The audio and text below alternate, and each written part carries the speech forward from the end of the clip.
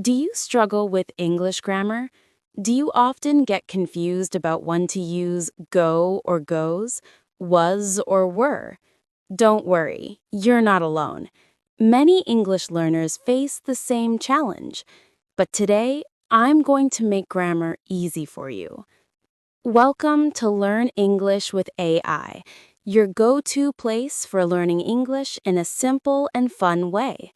If you want to improve your grammar, speak confidently, and avoid common mistakes, you're in the right place. In this lesson, I'll take you through the basics of English grammar in an easy-to-understand way. By the end of this video, you'll have a strong foundation in English grammar and be able to use it with confidence. Make sure to watch till the end because I have a fun quiz for you. Let's begin. Before we start learning, let's answer a simple question. What is grammar? Grammar is the set of rules that help us form correct sentences in English. It includes words, sentence structure, tenses, and punctuation. Without grammar, our sentences would be confusing. Imagine saying, "She goes school yesterday." The correct way is, "She went to school yesterday." That's why learning grammar is important. To understand English grammar, you need to know the 8 parts of speech. These are the building blocks of English sentences. Nouns are names of people, places, or things, such as John, London, or book. Pronouns replace nouns like he, she, they, and it. Verbs are action words, such as run, write, eat, and talk. Adjectives describe nouns, for example, beautiful, big, small, and fast.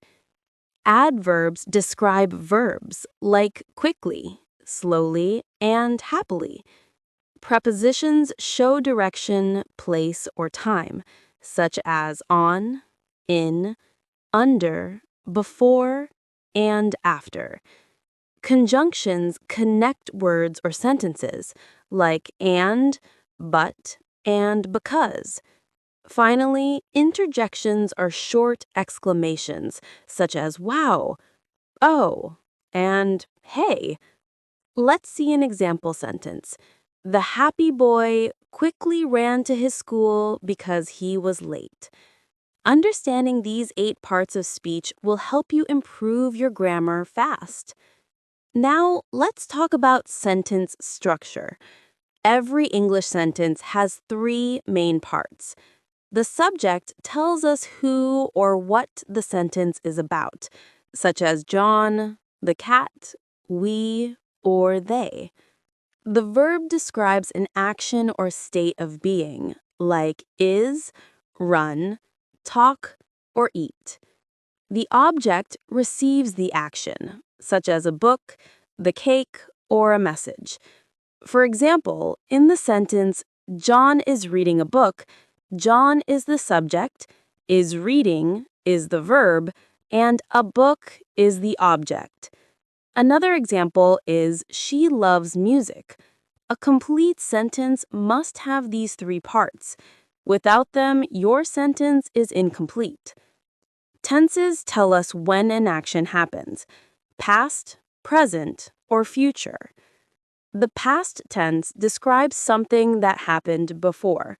For example, yesterday I watched a movie. The present tense describes something happening now, like I am watching a video. The future tense describes something that will happen later, such as tomorrow I will watch a movie. Tenses are very important in English grammar. We will cover each tense in detail in upcoming videos, so stay tuned.